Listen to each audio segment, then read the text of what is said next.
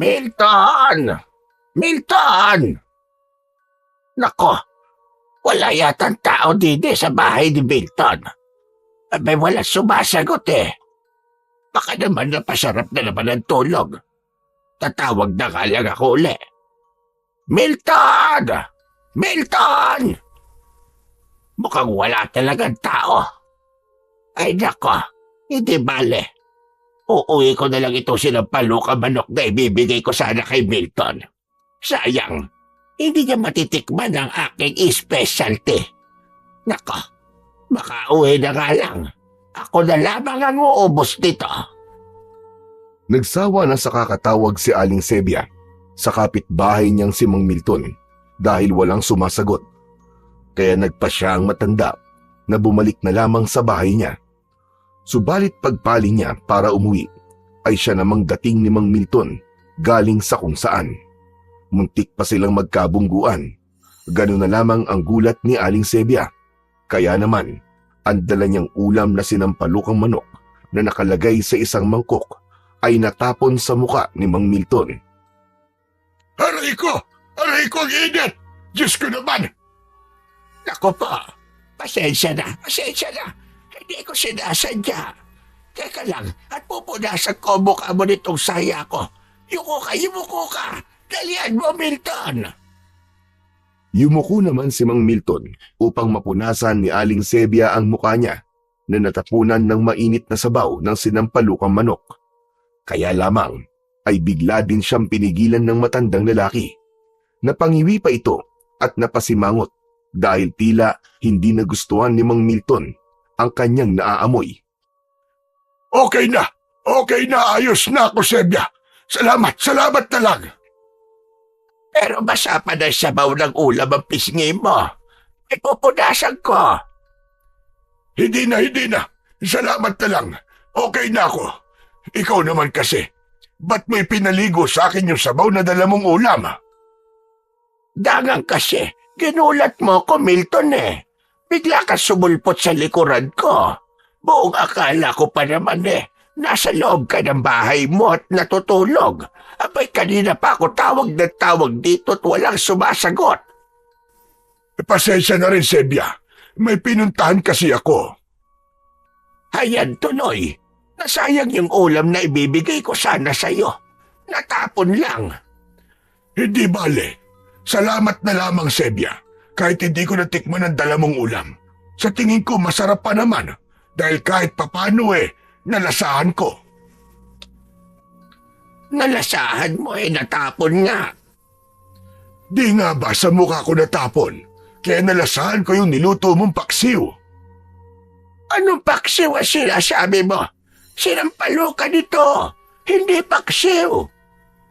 Ay, ganun ba? Basta masarap. Kaya salamat dahil nag-abala ka pang hatiran ako dito sa aking bahay. Kung gusto mo, bibigyan na lang kita ulit. May konti pa naman na natira doon sa bahay Hindi na, Sebia. Baka ikaw naman ang mawala ng ulam pag nagkataon. Salamat na lang uli. Pagkatapos magpasalamat ni Mang Milton, ay pumasok na siya sa bahay niya. Si Aling Sebia naman ay umuwi na rin. Naupo ito sa upuang kawayan. Nanghihinayang siya na natapon lamang ang ulam na pinaghirapan niya na ipapatikim sana niya kay Mang Milton. Matagal na rin silang magkapit-bahay at madalas nagbibigayan ng ulam.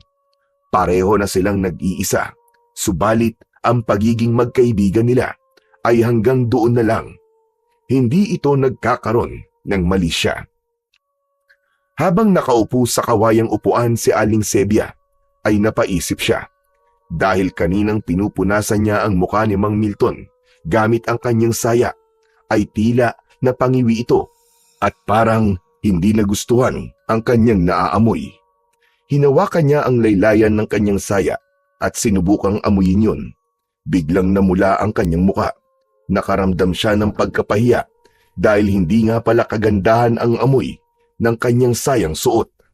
Mas maasim pa sa amoy ng paksiw at mapanghi din yun. Nako po, kaya naman pala hindi maipinta mo ka kanina ni Milton. Nakakahiya sa kanya. Baka kung anong isipin niya, Ay, nako naman. Hindi bale. Babawi na lamang ako sa kanya sa susunod na araw. Magluluto na lang ako ng ibang ulam at bibigyan siya. Pero bago yon, titiyakin ko na mabango ang aking amoy. Samantala, dahil gutom si Mang Milton, nagprito na lamang ito ng itlog upang maging ulam niya. Kahit paano ay nanghihinayang siya sa ibinigay sanang ulam ni Aling Sebia. Kaya nga lang, dahil sa nangyari, ay nasayang lamang yun. Kasalanan din naman kasi niya, bigla na lang siyang sumulpot sa likuran ng babaeng kapitbahay. Bigla siyang napangiti nang maalala ang pagpunas ni Aling Sebia sa kanyang muka gamit ang palda nito. Napailing na lamang siya, hindi kasi talaga kaaya-aya ang naamoy niya. Kinabukasan ay maghapong umulan, subalit pagdating ng gabi ay tumila na yon. Yun ang sandaling pinakahihintay ni Mang Milton na huminto ang ulan dahil tiyak na magpipiesta ang mga palakang bukid. Panghuhuli ng mga palaka sa palayan ang isa sa pinagkakakitaan ng matandang lalaki. Ipinagbibili niya yon sa palengke o kaya naman ay inaalok niya sa mga dati na niyang customer. Inayos na niya ang mga kailangan dalin sa panghuhuli ng palakang bukid. Flashlight, isang basket na may takip na yari sa kawayan at dala rin niya ang kanyang itak para sa anumang hayop na maaaring umatake sa kanya. Maingay ang mga palaka nang marating niya ang palayan. Wala lang tanim na palay doon dahil katatapos lamang ng anihan. Kaya malaya siya makakapanghuli ng palakang bukid na walang mapipinsalang pananim. Halos nangalahati ang basket na dala ni Mang Milton. Masaya siya dahil tiyak malaki-laki ang kanyang kikitain. Bukod doon ay may pang-ulam pa siya. Nag-iisa na sa buhay ang matandang lalaki. Balo na siya, may 5 taon na ang nakalilipas nang mamatay sa sakit ang asawang si Lumen. Hindi sila nagkaroon ng anak. Tinanggap na nila ang kapalarang yon. Naging malungkot si Mang Milton sa pagpanaw ng kanyang asawa. May nagbibiro nga sa kanya na mag-asawa na lang uli. Pero para sa kanya, sapat na yung isang asawa lang. Masaya na siyang alalahanin na lamang ang masasayang araw na kasama pa niya ang pinakamamahal niyang asawa na si Lumen. Papauwi na mula sa pangunguha ng mga palakang bukid si Mang Milton nang may marinig siyang tila umiiyak. Napahinto siya sa paglalakad. Nagpalinga-linga pa siya sa paligid upang hanapin ang pinanggagalingan ng naririnig niyang umiiyak. Lumapit siya sa isang madilim na lugar kung saan ay may malaking puno ng balete. Nakita niya roon ang isang babae na nakayuko habang umiiyak. Kinabahan si Mang Milton. Agad pumasok sa isip niya na baka isang aswang ang babaeng yon, kaya hinawakan niya ang puluhan ng itak na nasa kanyang bewang. Humanda daw talaga ang aswang na ito. Isang maling kilos lang ay may paglalagyan ito. Yun ang nasabi niya sa kanyang isip. Ineng! Ineng! Ayos ka lang ba? Abay, ano nangyayari sa'yo? Hindi sumagot ang babaeng kausap ni Mang Milton, kundi patuloy lamang ito sa paghikbi. Anong maitutulong ko sa'yo, Ineng? May sumalbahe ba sa'yo? Hindi pa rin siya pinapansin ng babae. Nakayuko pa rin ito at tila hindi siya naririnig. Kaya lalong kinabahan si Mang Milton, ngunit kanina pa siya nakahanda sa kung anong maaaring mangyari.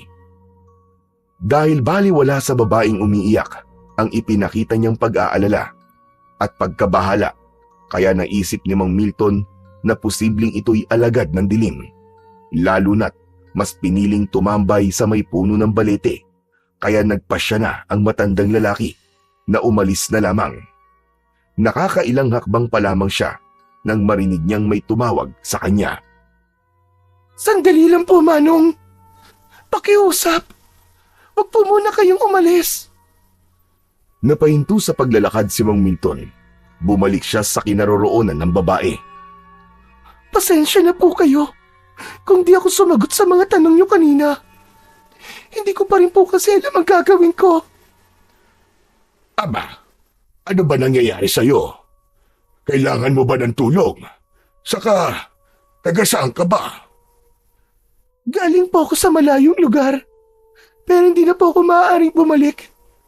Natatakot po ako. Kung ganon, wala ka matutuluyan, ganon ba? Tama po kayo, wala nga po. Kaya nga po, hindi ko po alam ang gagawin ko.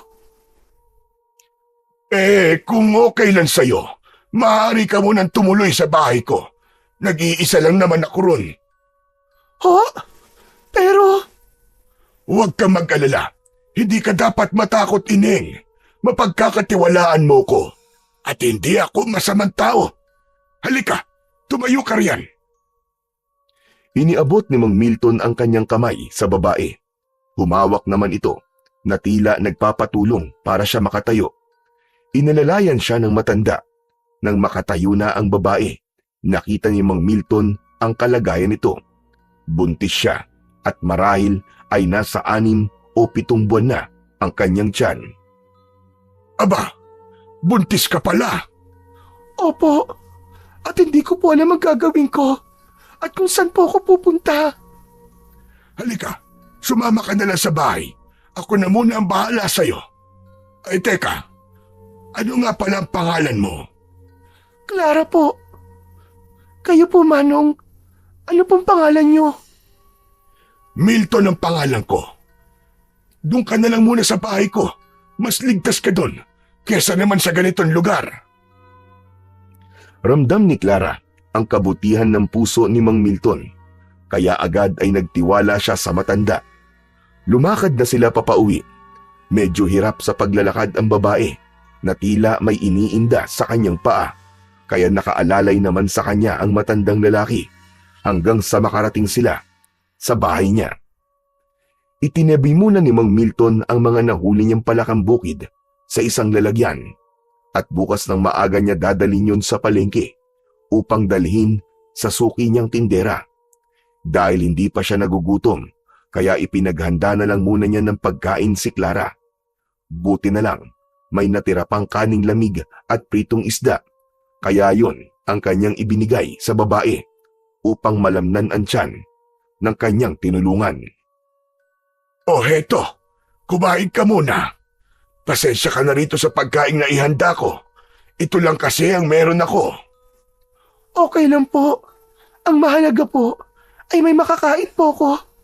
Kaninang umaga pa po kasi ako hindi kumakain. Abay, ganun ba? Kawawa ka naman. O sige na, Clara. Kumain ka na. Nagsalin ng tubig sa baso si Mang Milton at inilagay yon sa mesa sa harap ng babae. Iniwan na muna niya si Clara upang makakain ng maayos. Maya-maya na lamang niya ito kakausapin upang tanungin ng ilang bagay na ibig pa niyang malaman. Nang tapos nang kumain si Clara at saglit na ring nakapagpahinga, ay lumapit na sa kanya si Mang Milton.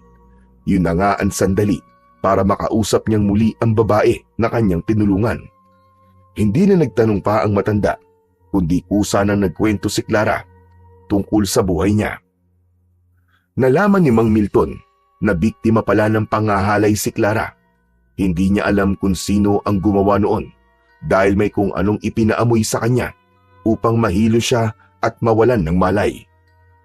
Saka na ginawa sa kanya ang makamundong pagnanasa ng lalaking lumapastangan sa kanya. Nang malaman naman ng lalaki na kanyang minamahal ang nangyari sa kanya at ang kanyang pagdadalang tao, sa halip na kaawaan siya at intindihin, ay pinaratangan pa siya ng pagtataksil, saka basta na lamang siyang iniwan. Dahil ulila na sa mga magulang si Clara, wala na siyang mapupuntahan. Naghahanap siya na mapapasukan kahit kasambahay. Kaya lamang, dahil sa kanyang kalagayan, ay pinapaalis din siya hanggang nagpalaboy-laboy siya sa kung saan-saan. Magulong-magulo na ang isipan ni Clara at kung ano-ano na ang naiisip nang matagpuan siya ni Mang Milton sa ilalim ng puno ng balete. Marahil, pinag-adya ng kapalaran na mapadpad siya sa lugar na yon dahil naroon ang taong makakatulong sa kanya Panay ang agos ng luha ni Clara nang ikwento niya kay Mang Milton ang masaklap niyang kapalaran. Tapos na ang pagkikwento niya, pero hindi pa rin matapos-tapos ang pagpatak ng kanyang mga luha mula sa kanyang mga mata. Tama na, Clara. Taan na.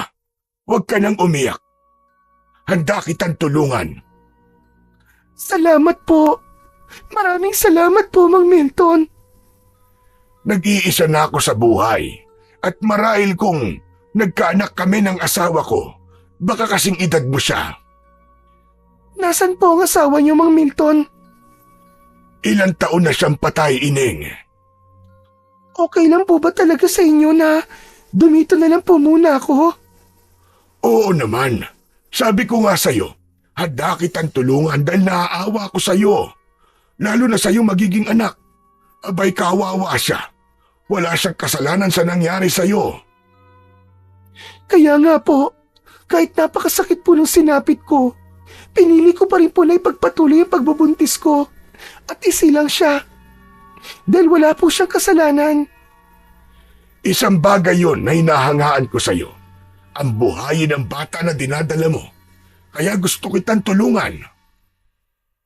Mang Milton, pwede po bang itay na lamang po ang itawag ko sa inyo? Aba, oo naman. Mas ikatutuwa ko yun. Dahil hindi lang ako magkakaroon ng anak, kundi magkakaroon din ako ng apo. Totoo sa puso ni Mang Milton ang nadaramang kasiyahan. Nawala man ang kanyang asawa. Sa pagdating naman ni Clara ay alam niyang magkakaroon na uli siya ng isang bagong pamilya. Ngunit ang kabutihang ipinakita ni Mang Milton kay Clara ay tila kwinestyon ng kaibigan niyang si Aling Sebia. Aba, Milton, ako'y nagpapaalala lamang sa'yo, hane.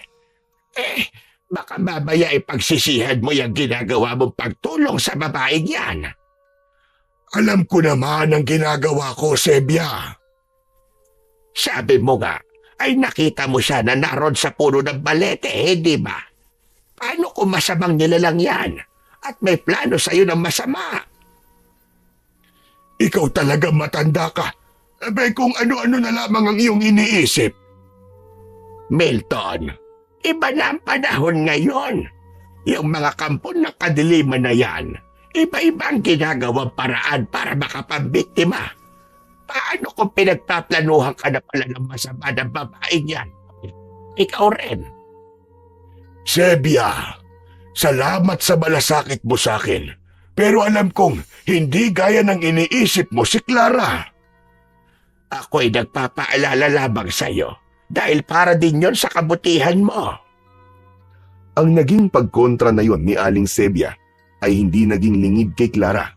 Kaya nga, nahihiya si Mang Milton kay Clara. Clara, narinig mo naman siguro yung mga sinabi kanina ni Sebia. Abe, pagpasensyaan mo na lamang ang matandang yon. Naiintindihan ko po siya, Mang Milton.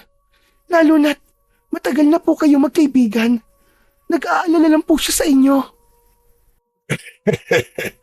Tsaka, alam mo iya, sa ganda mong yan, pagkakamalang kanyang isang kampon daw ng kadiliman, aba pambihira naman talaga ang babaeng yon.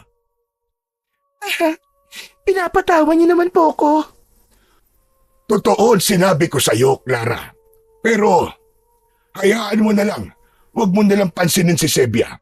Matagal ng pakialamero yun eh.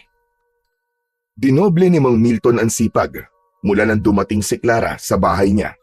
Bilang ganti ng babae sa ipinakitang kabutihan ni Mang Milton ay siya na ang umako ng mga gawaing bahay. Sapagkat isa nga sa mga pinagkakakitaan ni Mang Milton ang panguhuli ng palakambukid sa palayan, lalo na kapag katatapos lang ng ulan ay ginagawa niya ito sa gabi. May mga pagkakataon na hindi muna tumutuloy ang matanda sa lugar ng palayan para manghuli ng palakambukid, kundi may iba pang lugar siyang pinupuntahan. Lugar na nakakubli at lihim sa ibang tao ang pagpunta niya rito. Katulad ng pagkakataong yun, muling nagtungo roon si Mang Milton. Isang nakatagong lugar yun na may matataas na puno at puno ng masukal na damo.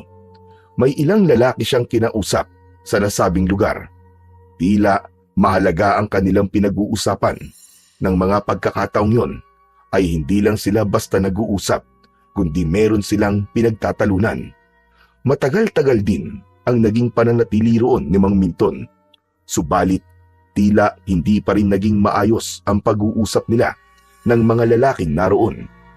Kaya lang, iniwan na niya ang mga ito upang magtungo na siya sa pangunguha ng palakang bukid na kanilang ipagbibili kinabukasan. Wala namang ibang gagawin si Clara, kaya minsan ay sinasamahan niya si Mang Milton sa pagbibenta sa bayan. Itay, nabili po lahat ng dala natin palakang bukid. Kinulang pa nga. May mga naghahanap pa. Para kasing karning manok din ang lasa ng karning palakang bukid, Itay. At mas mura pa. Sana sa susunod na araw ay dapat mas marami akong mahuli para mas malaki ang kitain natin. Siya nga pala, Clara. Bago tayo umuwi, ay dadaan muna tayo sa tindahan ng mga damit. Bakit po, Itay? Para naman na madagdagan ang mga damit mo. Iilang piraso lang kasi. Okay na po sa akin yung mga lumang damit ng asawa nyo. Maayos pa naman po. Pero lumang-luma na ang mga yun. Kailangan mo yung bago para kapag may pupuntahan ka, may maayos ka namang maisusuot. Saka, bibili na rin tayo ng ilang gamit ng magiging apo ko. 1 buwan na lamang manganganak ka na, hindi ba? Nakakahiya naman po kasi sa inyo, Itay Milton. Ay nako, hindi ka na dapat mahiya sa akin. Saka di ba, tatay mo ko at apo ko yung isisilang mo. Kaya ang gusto ko sa apo ko ay meron siyang magagandang damit paglabas niya. Sige po, Itay. Kayo po ang bahala. Maraming salamat po ulit sa inyo. Hindi na kumontra pa si Clara sa gusto ni Mang Milton. Wala pa naman ang kanyang anak ay ramdam na niya ang pagmamahal dito ng matanda. Kaya alam niya ngayon pa lang na napakapalad ng kanyang anak dahil may makakagisnan na yung lolo. Si Mang Milton ang pumili ng mga kailangan ni Clara sa panganganak. Nag-iipon na sila ng gamit para bago pa magsilang ang babae ay kumpleto na ang mga kailangang gamit. Lumipas pa ang mga araw hanggang sa sumapit na nga ang pagsisilang ni Clara sa kanyang anak. Ano? Ano bang nararamdaman mo, Clara? Sobrang sakit na po ng tiyan ko, Itay Milton. Parang manganganak na po yata ako. Aray! Aray ko! Sandali, huwag ka munang manganganak. Tatawag lang ako ng hilot. Sandali lang, Clara. Bago pa tumawag ng hilot si Mang Milton, ay inayos na niya ang higaan ni Clara.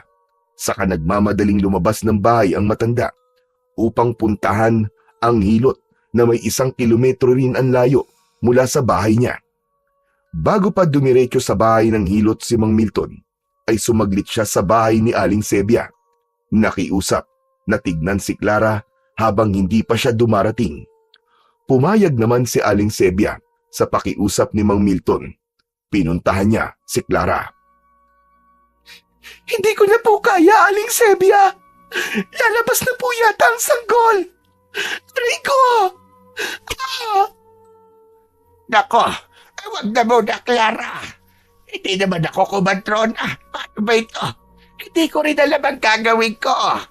Dahil hindi naman ako nagkaroon ng anak. Hindi ko na po talaga kaya.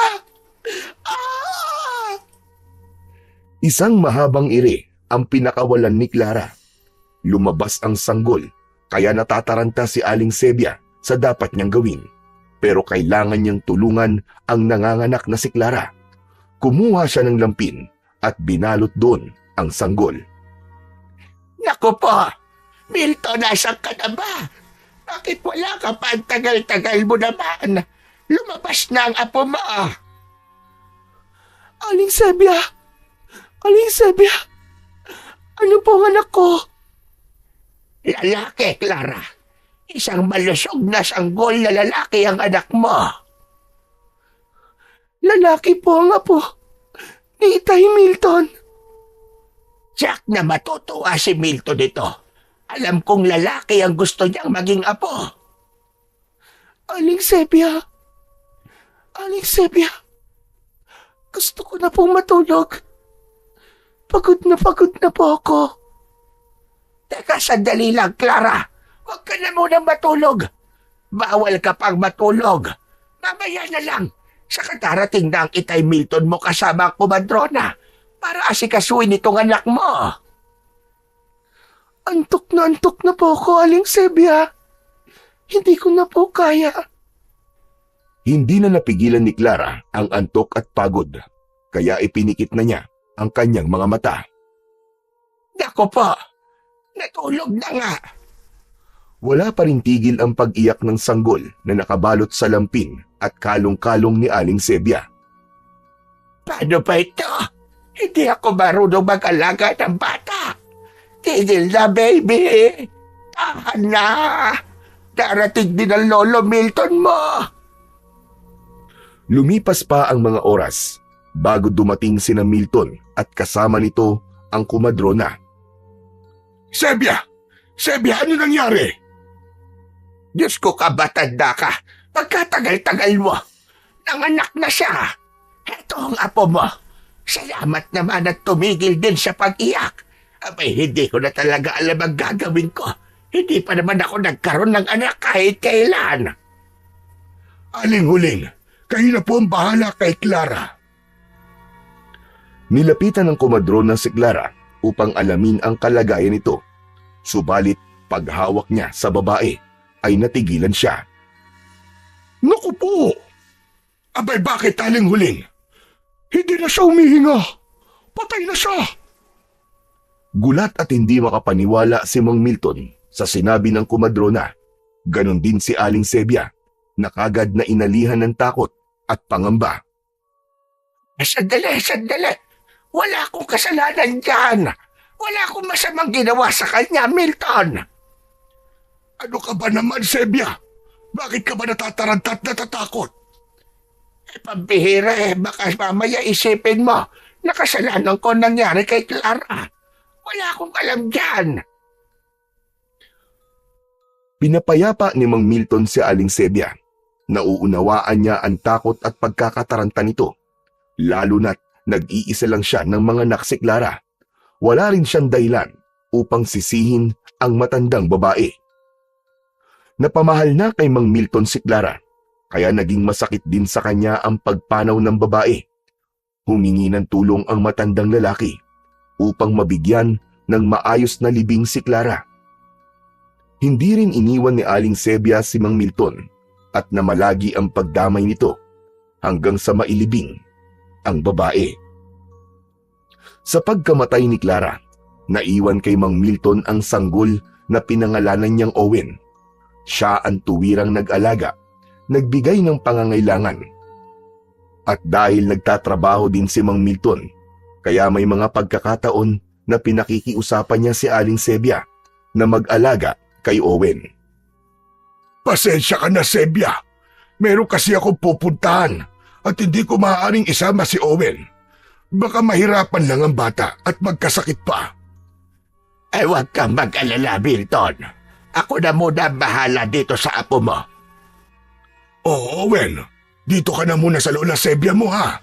Hindi kasi kita maaaring isama. At saka, marami pa akong gagawin.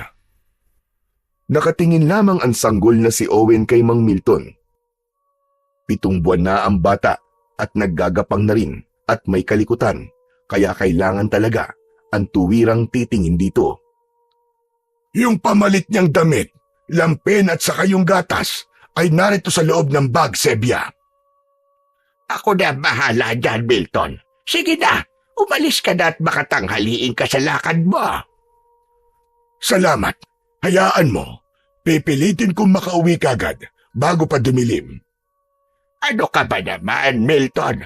Okay lang kahit gabihin ka. Huwag mong alalahanin si Owen. Magiging okay siya. Saka nawiwili rin ako mag-alaga dito sa apo mo. Alam mo namang hindi ako nagkaapo, hindi ba? Kaya parang apo ko na rin siya. Dahil may tiwala at palagay ang loob ni Mang Milton kay Aling Sebia, kaya alam niyang hindi nito pababayaan ang bata, kaya nakakatiyak siya na maaalagaan mabuti ang apo niya. Matulin pang lumipas ang mga taon, napagtiyagaan ni Mang Milton na alagaan at ibigay ang pangunahing pangangailangan ni Owen. Naging katulong niya sa pangangalaga si Aling Sebia. Lumaking mabait, subalit may kakaulitan at matalino ang batang si Owen. May kasipagan din ang bata at nagiging katuwang ni Mang Milton sa kanyang mga gawain, lalo na sa panguhuli ng mga palakang bukid na kanyang pinagkakakitaan.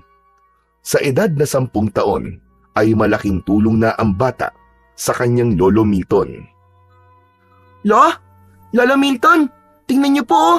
Tingnan niyo po yung nahuli kong mga palakang bukid. Sandali po, tatanggalin ko lang po ang takip nitong timba. Aba, marami-rami yan ah. Opo, Lolo. Marami po kasi dun sa pinuntahan ko eh. Grupo-grupo po sila. Naku, kung makikita niyo po, tumpok-tumpok po talaga yung mga palaka. Siguro po, magkakaibigan po sila yung para pong magtotropa po tas nakatambay po sila dun. Siguro nga. Pero dapat mag-iingat ka lagi sa panguhuli ng palakang bukid ha. Pagkain din kasi to ng mga ahas. Pero Lolo, wala naman po akong nakikitang ahas dun eh. Baka po, takot po sila sa akin. Lokong batang ito. Ba't naman matatakot sa iyong ahas? Kasi po, lagi rin po ako may dalang itak eh. Tsak, tagpas po ang ulo niya kapag tinuklaw po niya ako. Ikaw talaga bata ka. Dinadaan mo palagi sa yabang. Lolo, hindi po yun pagyayabang no. Talagang kaya ko nga pong tagpasin ang ulo ng ahas kung makikita ko po siya. O sige na. Naniniwala na ako sa iyo. Mabuti pa siguro umuwi na tayo. Okay na itong nahuli kong palakang bukid.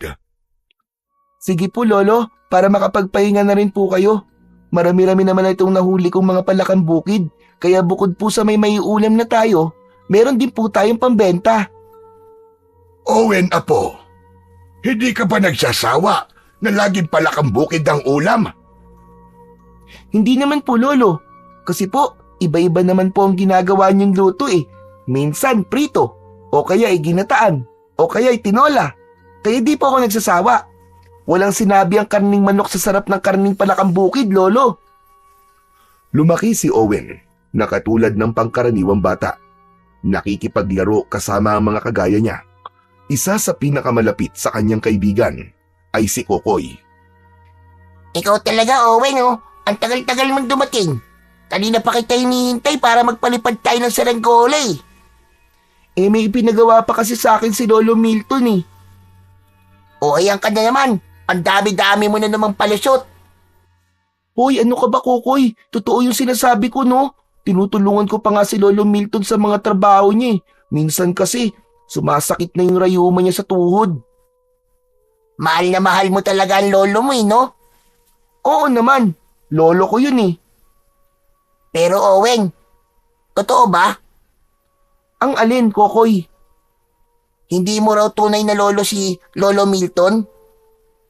Oo, Kokoy, tama ka. Totoo yun. Saka, hindi rin yun itinago sa akin ni Lolo. Pero kahit hindi niya ako tunay na apo, mahal na mahal ako ng Lolo Milton ko. Kung sa bagay, nakikita ko naman yun eh. Lahat ng gusto mo, binibigay niya. Nung nag-birthday ka nga, nung ika-10 birthday mo, ang dami mong handa. Oo, madami talaga. Daming handang pritong palakang bukid. Ayos nga yun eh. Ang sarap nga eh. Ang dami ko kayong nakain ng birthday mo. Eh malakas ka naman talagang kumain eh. Kaya nga, ang taba mo na Kokoy eh. Hoy, grabe ka naman sa akin. Malusog lang ako, Owen, no? Tara na nga, magpunta na tayo sa may burol. Mas malakas ang hangin doon para makapagpalipad na tayo na saranggola. Dami-dami mo nakikita.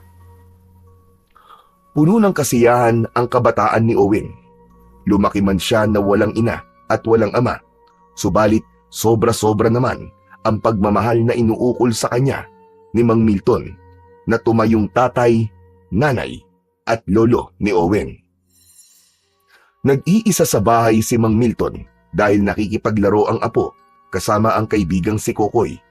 Nang may dumating na hindi inaasahang panauhin ng matanda na ikinagulat niya. Anong kailangan mo? Ba't nandito ka? Hindi sumagot ang nilalang na kausap ni Mang Milton.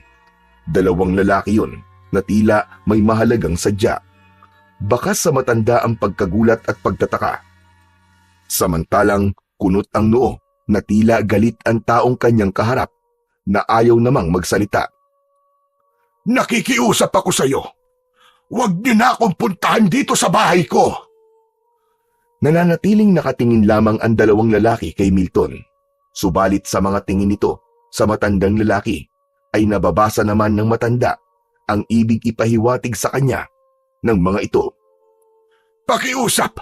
Umalis na kayo rito sa bahay ko. Nakikiusap ako sa inyo. Hindi pa rin umalis sa pagkakatayo ang dalawang lalaki. Sige na. Pupunta na lamang ako sa tagpuan. Ayokong pag-usapan dito kung ano man ang pakay nyo. Pangako darating ako. Saka alam kong hindi nyo ako titigilan katulad ngayon. Kaya sige na, umalis na kayo. Pakiusap. Hindi na sumagot pa ang kausap ni Mang Milton. Tumalikod na ang dalawang lalaki at umalis na ang mga ito. Pagkabahala naman ang mapapansin sa reaksyon ng matandang lalaki. Naroon sa dibdib niya ang pagkabahala at takot. Lintik na yan. Ayaw talaga nila akong tigilan.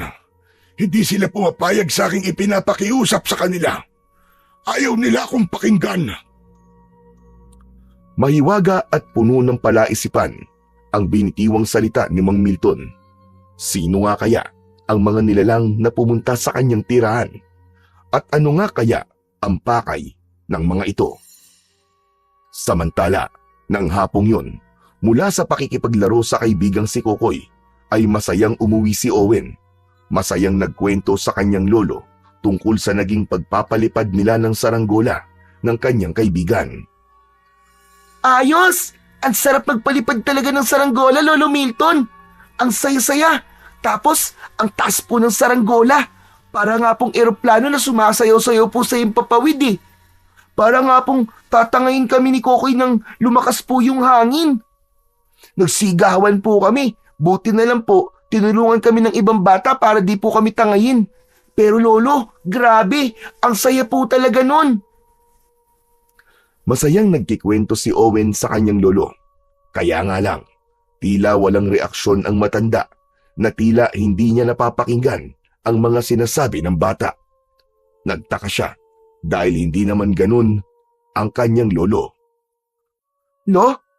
Teka po, okay lang po ba kayo, Lo? Hindi pa rin kumikibo si Mang Milton. Malalim ang iniisip ng matanda na tila naglalayag yon sa kung saan. Lo, ano po ba? Lolo naman oh, namamatanda na po yata kayo eh. Kanina pa po ako daldal ng daldal dito, hindi naman po pala kayo nakikinig. Tinapik-tapik ni Owen ang balikat ng kanyang lolo. Saka palang napansin ng matanda na katabi na pala niya ang kanyang apo. Aba, Owen, apo. Dumating ka na pala. Lolo Milton, kanina pa po ako nandito. Ang dami-dami ko na nga pong kinikwento sa inyo eh. Abay, ganun ba? Hindi kita kasi napansin. Paano niyo po ako mapapansin? Ang layo-layo po ng tingin niyo. Parang may malalim po kayong iniisip. Naku po Lolo mag-iingat po kayo sa pag-iisip ng malalim. Baka malunod po kayo. Abay, lokong bata ito. Kung ano-ano sinasabi mo. Yan, ganyan po Lolo. Dapat po sa inyo ngumingiti. Para po kasing pasan niyo po ang buong mundo eh. Katulad nung napanood ko pong lumang pelikula ni Sharon Cuneta.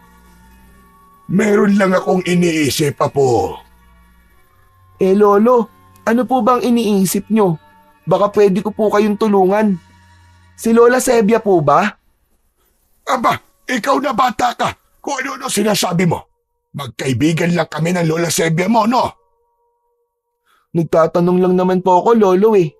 Pero teka Lo, ano nga po ba ang problema nyo?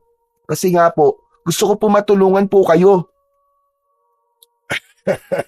Hindi na, apo. Kaya-kaya na ito ng lolo mo. Ay siya nga pala, nagugutom ka na ba? Mabuti pa kumain na muna tayo. Oo nga po, Lolo. Kanina pa po ako gutom na gutom eh. Teka, huhulaan ko po ang ulam natin. Ano pa nga ba, kundi palakang bukid. Pero hindi prito, apo, kundi adobo sa gata. Wow! Ang sarap po nun, Lolo! Naganda na ng kanilang hapunan si Mang Milton. Maaga silang kumain para maaga rin silang makapagpahinga. Dahil bukas ay may kailangan silang gawin ni Owen. Lilinisin nila ang taniman ng gulay para sa bagong punla na dapat nilang itanim. Nauna nang nakatulog si Owen ng gabing yon. Hindi naman dalawin ng antok si Mang Milton dahil ginugulo pa rin ang isip niya. Maya-maya ay nakaramdam siya ng kung anong ingay mula sa labas ng kanilang bahay. Mas mabibigat na yabag yun. Napatayo mula sa pagkakahiga si Mang Milton.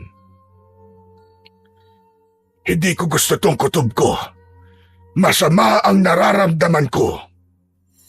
Sumilip sa siwang ng bintana ang matandang lalaki. Nanlaki ang kanyang mga mata sa kanyang nakita. Hindi siya maaaring magkamali. Gusto talaga nilang manggulo. Hindi talaga sila titigil. Nagtungo na sa likod ng pintuan si Mang Milton. Kinuha niya mula sa pagkakasabit sa dingding ang isang buntot ng pagi. Mga lintik kayo. Ngayon ay magkakasubukan talaga tayo. Gusto nila akong sagarin. Pwes, magkaalaman na. Lumabas ng bahay ang matandang lalaki. Pagkalabas niya ng bahay, ay agad na bumungad sa kanya ang isang nakakakilabot na aswang asbo.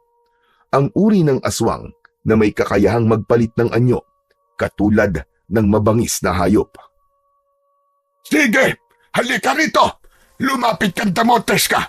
Umatake ka para makita mo ang hinahanap mo. Ipapatikim ko sa iyo ang hagupit ng aking hawak na buntot na pagi. Hindi man lang nagpakita ng pagkabahala ang aswang na nasa harapan na ni Mang Milton. Kundi lalo lamang itong nagpakita ng galit at bagsik. Umatungal ito at ipinakita pa sa matanda ang kanyang malalaki at matutulis na pangil. May paganyang-ganyang ka pa. Akala mo yata'y matatakot ako sa mga pangil mo. Umastang aatake ang aswang. Bago pa nagawa yun ng halimaw, ay iwinasiwas na at pinaikot-ikot ni Mang Milton sa ere ang hawak na buntot ng pagi. Saka pinatamaan ng aswang na nasa harapan. Tinamaan ng buntot ng pagi ang halimaw. Hindi man napuruhan ang aswang, subalit napahiyaw ito. Iba ang sakit na dulot ng hawak na sandata ni Mang Milton. Binaikutan ng halimaw ang matanda. Kumukuha ng buwelo para umatake. Naging handa naman ang matanda. Sinasabayan niya ang pag-ikot din ang bawat galaw ng halimaw. Muli ay pinaikot-ikot ni Mang Milton ang hawak na buntot ng pagi. Nadaplisan ng mukha ng aswang. Lumikha yun ng sugat dahil humiwa sa katawan na tila may konting laman pang sumama, kaya lalo lang pumalaw ang aswang. O ano? Hindi mo ba ako titigilan? O baka gusto mo nang tuluyang magkasugat-sugat ang katawan mo? Sige, lumapit ka pa. Lapit, bilisan mo. Pumorma ka. Akala mo yata'y matatakot ako sa'yo. Huwag ako, dahil alam na alam ko kung paano haharapin ang kagaya mo.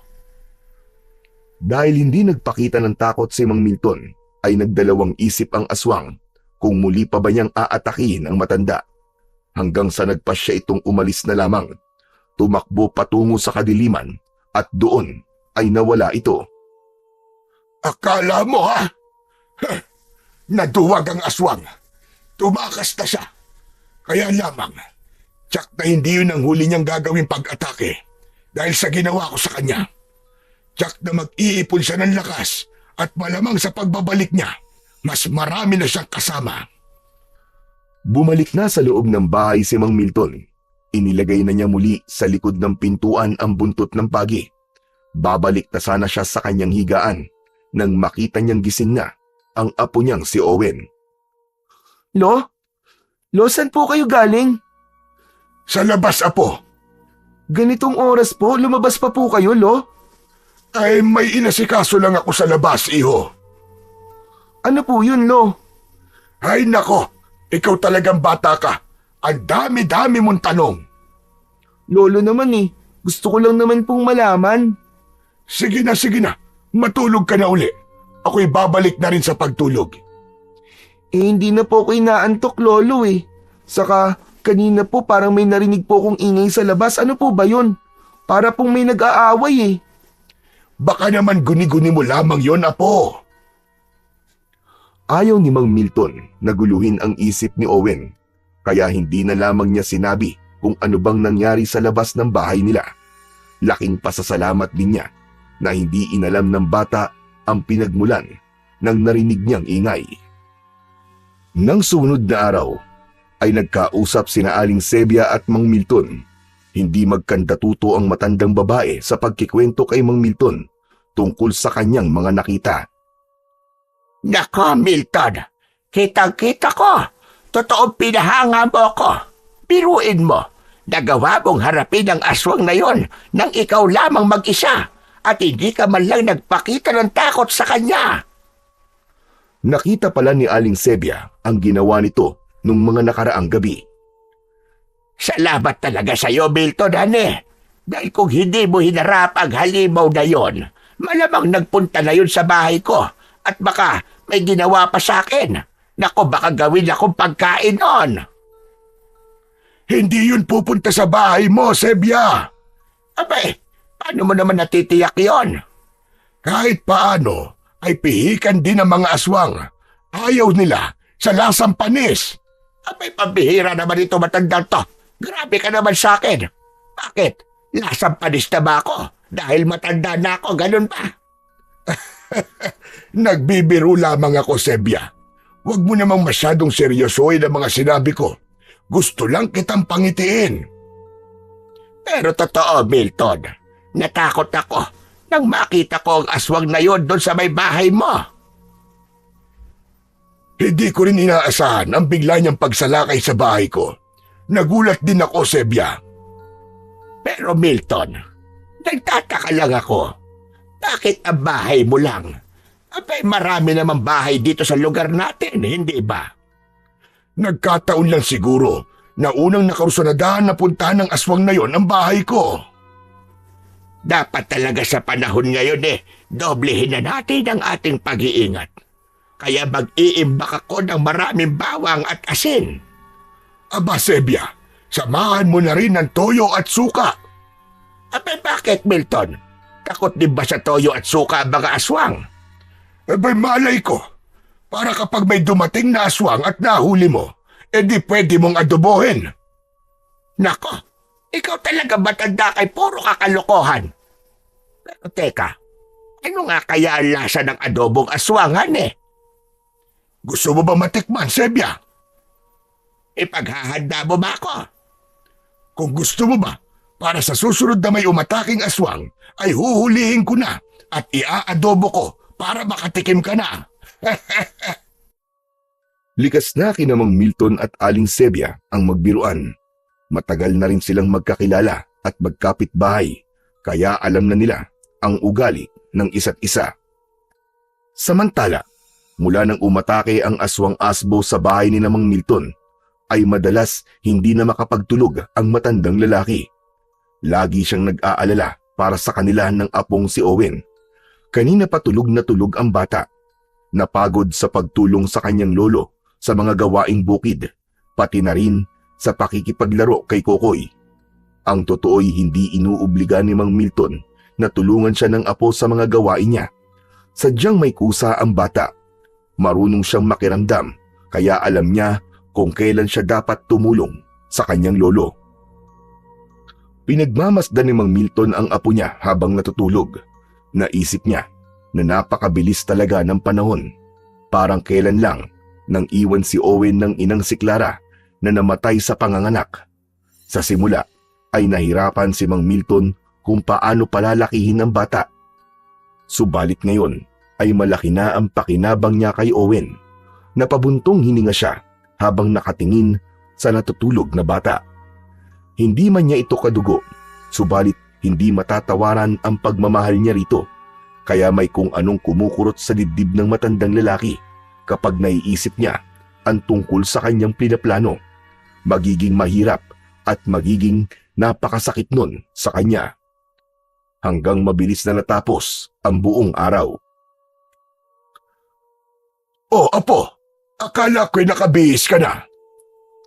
Lolo, paano po ako magbibihis? Wala pa po kayong sinasabi sa akin eh.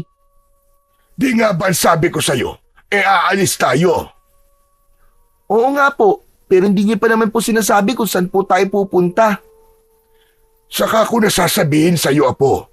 Sige na, magbihis ka na at kailangan na nating umalis para hindi tayo gabihin. Sige na nga po. Kasi naman si Lolo Milton ayaw sabihin sa akin kung saan pupunta eh. Gusto pa yata niya surprise eh.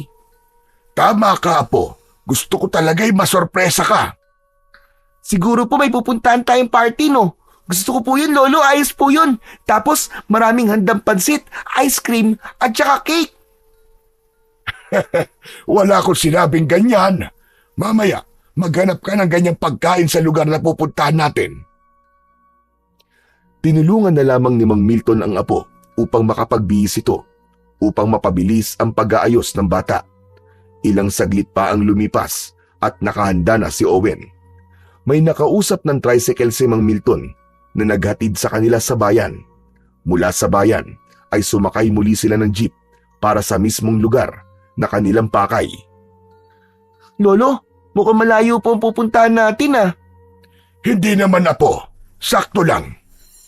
Lolo, saan po ba talaga tayo pupunta? Malalaman mo rin mamaya. Kung gusto mo, matulog ka muna dahil malayo-layo rin naman ang biyahe natin. Hindi na po Lolo, hindi naman po ako inaantok eh. Saka gusto ko po kasing gising ako kapag nasa biyahe po ako para nakikita ko po yung mga dinadaanan po natin. Ay nako, Apo nga kita. Kasi ganun din ako. Mas gusto kong nakikita ang bawat lugar na dinaraanan ng sasakyan. Umabot din ng mahigit 1 oras ang naging biyahe ng maglolo, sakay ng pampasaherong jeep. Naglakad pa ang maglolo patungo sa mismong lugar na kanilang pakay. Gumalagala ang paningin ng bata. Napapakunot ang noo niya habang binabagtas ang sementadong daan. Hanggang sa huminto ang maglolo sa harap ng isang napakalaking gate. Nag-doorbell si Mang Milton at isang lalaki ang nagbukas ng malaking gate. Kanina pa po kayo hinihintay ni Madam. Ganun po ba? Sumunod po kayo sa akin. Walang imik si Owen habang naglalakad na nakahawak sa kamay ng kanyang lolo Milton. Napapahigpit ang hawak ng bata sa kamay ng kanyang lolo. Hindi pa rin maintindihan ni Owen bakit sa ganung lugar sila nagpunta ng kanyang lolo. May pangamba na bumangon sa dibdib ng bata. Tahimik naman si Lolo Milton na pakiramdam niya'y nagiging mabigat ang kanyang paghakbang sapagkat ang totoo'y hindi rin niya gusto ang kanyang gagawin, subalit yun ang alam niyang nararapat. Isang matabang babae ang humarap kay Mang Milton. Humamay ito sa kanya na nagpapahiwatig na nagkausap na sila nito bago pa ang pagpunta nila doon ni Owen. Ang babaeng kausap ni Mang Milton ang siyang nagpapatakbo ng lugar na yon. Isa itong bahay ampunan. Doon isinama ni Mang Milton ang kanyang apo. Ipapaampon ni Mang Milton si Owen, ang naging paliwanag at dahilan ng matandang lalaki sa namamahala sa center ay hindi niya na kayang buhayin pa ang bata. Matanda na siya at may sakit, kaya kailangan ni Owen ng lugar kung saan ay maaalagaan ito at magiging komportable. Dito po sa center ay magkakaroon ng maraming kaibigan si Owen. Hindi pa lang kasi niya nakikita ang ibang bata dahil nasa loob pa po sila at nag-aaral. Oras kasi ngayon ng kanilang pag-aaral. Lolo, ayoko po dito. Lolo, umuwi na po tayo. Ang gusto nga lang ng lolo mo ay dumito ka. Mas maaalagaan ka rito, iho. Hindi ka sasala sa oras ng pagkain. Basta ayoko po dito, Lolo. Okay na po sa akin ang prito at adobong palakang bukid. Kahit yun po lagi ang pagkain ko, ayos na po sa akin. Basta kasama ko po si Lolo Milton. Mang Milton, mukhang mahihirapan po kayong iwan dito ang bata. Mama, Hindi po. Saka nag-usap na tayo. Makabubuti kay Owen kung mananatili siya rito. Mas ligtas siya at makapag-aaral pa siya. Lolo, ayoko po dito. Tara na po, umuwi na po tayo. Saka maglalaro pa po kami bukas ni Kokoy eh. Magpapalipad pa po kami ng saranggola. Mabigat sa loob ni Mang Milton ang eksenang yon sa loob ng opisina ng bahay ampunan. Tila nagbabara ang kanyang lalamunan, lalo na't nakikita niyang nagsisimula ng umagos ang luwa sa mga mata ni Owen. Ayaw na ayaw nitong magkahiwalay sila. Kailangan tatagan ni Mang Milton ang loob niya. Hindi niya dapat ipakita sa bata ang kanyang kahinaan. Owen, may iiwan ka na rito. Desisyon ko yon at hindi na magbabago. Agad na umagos ang luha sa mata ni Owen. Umiiwas na tumingin si Mang Milton sa bata. Hindi niya kayang makita ang pag-iyak nito. Kaya lang, ramdam na ramdam sa boses ng bata ang sakit ng kalooban. Lolo Milton, akala ko po ba't sabi niyo mahal niyo po ako? At hindi po tayo maghihiwalay. Pero bakit ngayon po iiwan niyo po ako dito? Bakit gusto niyo po akong ipamigay dito sa ampunan? Ayaw niyo na po ba sa akin? Oo, ayoko na sa'yo. Matigas ang ulo mo. Hindi po totoo yan, Lolo. Hindi po ako naniniwala. Nagjo-joke lang po kayo, hindi po ba? Loko ka ba? Bakit ako magjo-joke? Hindi joke yon. Talagang ayaw ko na sa'yo. Hindi po totoo yan. Nagsisinungaling lang po kayo, hindi po totoo yan. Totoo yon. Ayoko na sa'yo. Dahil matigas ang ulo mo. Hindi mo ako sinusunod. Wala kang ginawa, kundi lagi na lamang maglaro. Sige po, Lolo. Hindi na po ako maglalaro. Tutulong na lamang po ako lagi sa inyo. Ako na po maglilinis palagi ng bahay. Kahit ano po gagawin ko, Lolo Milton. Basta wag niyo lang po akong iwan dito. Ayoko po dito. Gusto ko po doon sa bahay natin. Hindi. Dito ka na. Sa kasawan-sawa na ako nakasama ka. Pabigat ka lang sa akin. Ayoko nang kasama ka pa. Kaya dito ka na lang. Ayoko na sa'yo. Ayoko na. Ayoko na sa'yo. Naiintindihan mo ba yon? Hindi po totoo yan. Hindi po totoo yan. Tumayo si Mang Milton. Nagpaalam na ito sa babaeng namamahala sa ampunan. Subalit biglang yumakap ng maigpit si Owen sa kanyang lolo Milton. Yakap na tila ayaw bumitiw habang panay ang agos ng luha sa mga mata. Ayoko po dito, Lolo. Ayoko po dito. Please po, Lolo. Promise po, hindi na po ako magiging pasaway. Hindi na po ako magrereklamo. Lalo po ako magsisipag. Kahit paulit-ulit po na palakang bukid ng ulam ko po, okay lang po yun. Hindi po ako magrereklamo. Basta wag niyo lang po akong iwan dito, Lolo. Wag niyo po akong iwan dito. Ano ka ba, Owen? Bitiwan mo nga ako. Huwag mong hilahin ang pantalong ko. Di ba sabi ko sa'yo? Ayoko na sa'yo. Dahil pahirap ka lang sa buhay ko. Hindi ko na kayang alagaan ka pa. Hindi po ako magpapaalaga sa'yo, Lolo. Magpapakabait po ako. Huwag niyo lang po akong iwan dito. Pilit na inalis ni Mang Milton ang maigpit na pagkakayakap ni Owen sa kanyang bewang. Nahirapan siyang alisin yun, kaya nagpatulong na siya sa ilang tauhan ng ampunan upang alisin ang pagkakayakap sa kanya ng bata. Halos pumalahaw sa pag-iyak ang bata habang pinagtutulungang buhatin ng dalawang lalaki at ilayo si Owen. Tuloy-tuloy naman na lumabas na ng bahay ampunan si Mang Milton. Nagsisikip ang kanyang dibdib. Kanina pa, gustong bumuhos ang kanyang luha. Napakabigat sa damdamin niya. Naiwan si Owen sa lugar na yon. Si Owen na itinurong niyang parang tunay na apo. Bumuo ng kanyang buhay at nagbigay ligaya sa kanya. Subalit, kailangan niyang iwan at maghiwalay sila. Nang ganap nang makalabas si Mang Milton sa loob ng bahay ampunan, saglit itong sumandal sa pader sa labas at doon niya inilabas ang kanyang mabigat na emosyon. Bumuhos din ang masagana niyang luha mula sa kanyang mga mata. Patawad, Apo. Patawarin mo ang lolo. Pero kailangan kong gawin yun. Dahil ito ang mas makabubuti sa iyo. Para sa iyong kaligtasan.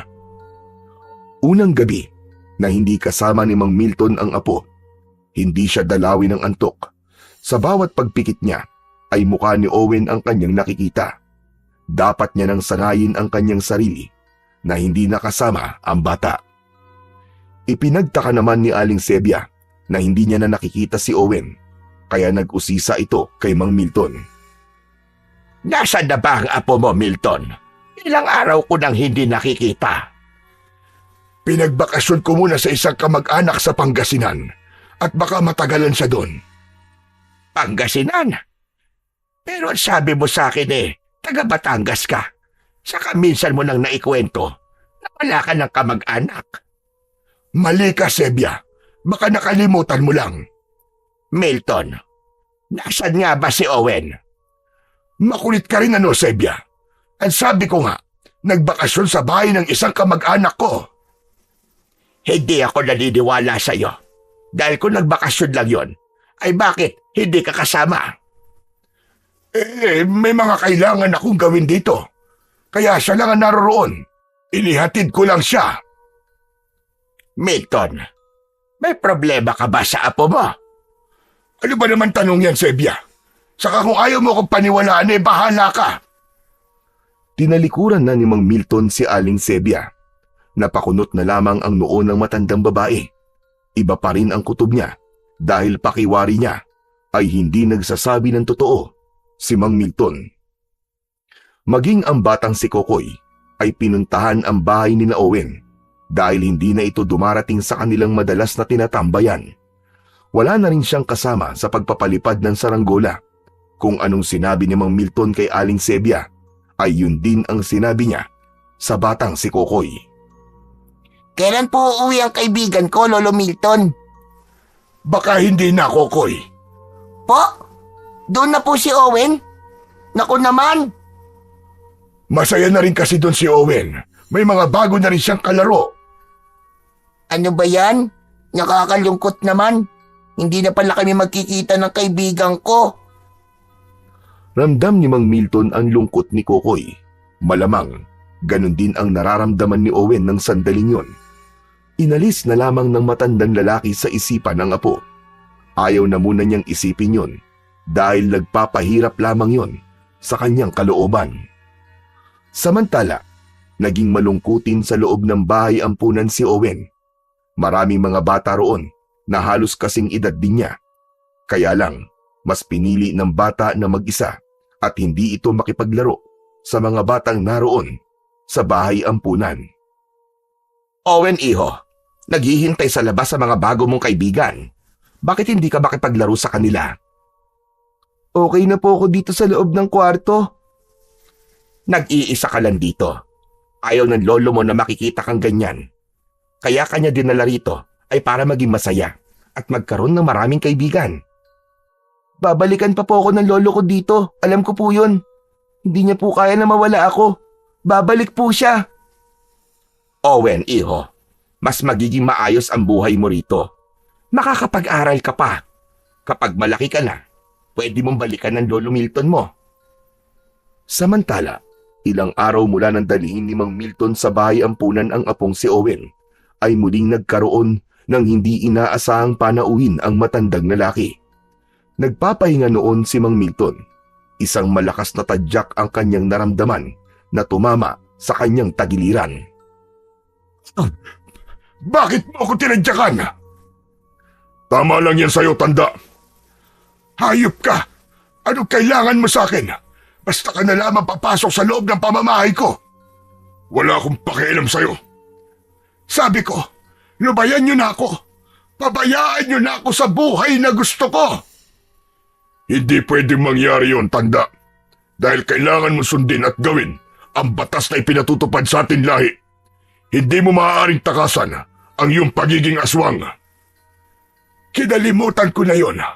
Matagal na panahon nang pinatulog ko sa aking pagkatao ang pagiging aswang mula nang mamatay ang asawa ko.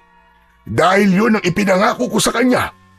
Naiiwan ko na ang dati kong masamang ginagawa at magbabago na ng tuluyan. Sabi ko sa'yo, hindi mo basta-basta matatakasan ang lahing pinagmulan mo. Dahil aswang ka pa rin, nasa dugo mo ang pagiging aswang. Himala na lamang ang maaaring makapagpaalis niyan sa katauhan mo. Ayoko nang pumatay ng tao. Ayoko nang tumikim ng kahit na anong magpapaalala ng pagiging aswang ko. Kaya ba mas gusto mong pagyagaan na lamang ang mga karne ng palakang bukid? Hindi ka ba nagsasawa at nasusuka sa kakakain ng palakang bukid? Masarap pa rin ang dugo at laman loob ng tao. Magpapabata sa'yo, magpapalakas na katawan mo. Tignan mo nga ang itsura mo. Patuloy sa pagkalubot at pagdanda ang itsura mo. Milton, masdan mo ang itsura ko sa itsura mo. Ako matipuno, malakas. Ikaw naman, nanghihina at nangungulubot na. Tama ka. Subalit may katiwasayan ang isipan ko ngayon. Kalokohan yung sinasabi mo. Boring at ang lungkot ng buhay mo, Milton. Masyado ka lamang nagpaloko sa asawa mo. Naging sunod-sunuran ka sa kanya. Kaya pati pagiging laing aswang mo, tinalikuran mo, gayong aswang ka pa rin. Wala kang pakialam sa buhay na pinili ko, Gardo. Nasaan ang bata? Anong ginawa mo sa kanya? Saan mo siya dinala? Hindi mo na kailangan malaman. Inalis ko siya rito para iligtas sa mga katulad mo. Talagang mas gusto mo pa mapahama ka kaysa ang isuko sa amin ang batang alaga mo. Dahil hindi ako papayag na gawin yung alay ang apo ko. Matagal ko siyang inalagaan at iningatan para lang kunin niyo at gawing alay. Dahil siya ang hinihingi ng ating Panginoon, ang Panginoon ng dilim, isang sariwan dugo. Bakit si Owen pa? Marami namang iba dyan. Pihi ka ng Panginoon ng dilim. Siya ang pumipili at kailangan sundin ang gusto niya. Hindi siya dapat nabibigo sa anumang naisin niya.